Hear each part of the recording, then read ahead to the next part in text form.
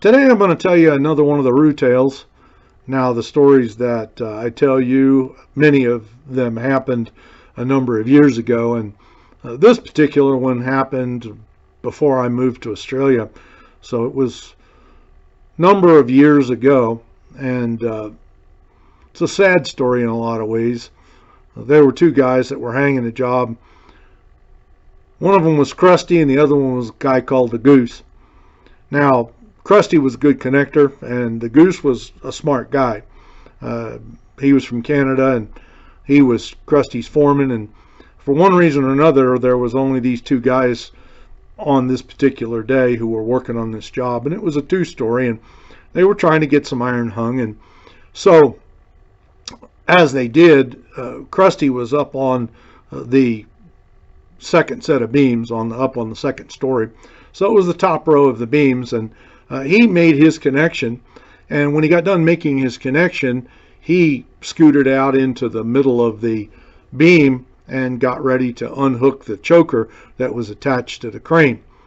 Well, he had his back to the Goose, and the Goose had thrown a ladder up there to the second floor, and he was up on the top of the ladder. He worked his way up there. And when he got up there, what he was supposed to do was he was supposed to put bolts in the beam. Well, he didn't communicate with Crusty, and Crusty didn't communicate with him. And what he had done was he had stuck a couple of spud wrenches into the holes.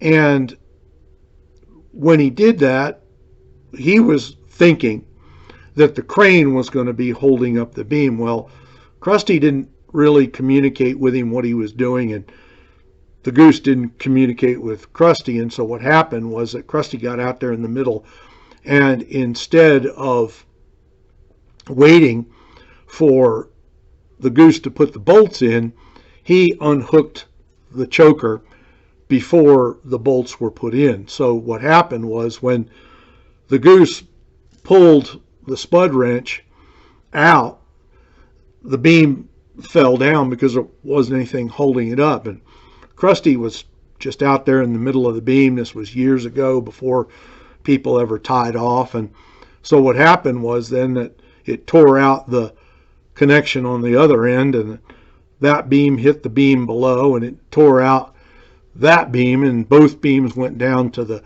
slab, and Crusty fell down all in the middle of that and hit the slab. And at that height, not being tied off, well, broke Crusty's back.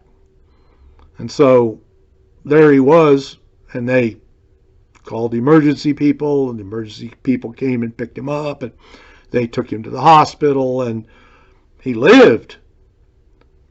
But Crusty never walked again. And the primary problem that happened, which was the cause of this particular incident, was that Crusty and the Goose weren't talking to each other. They just didn't communicate.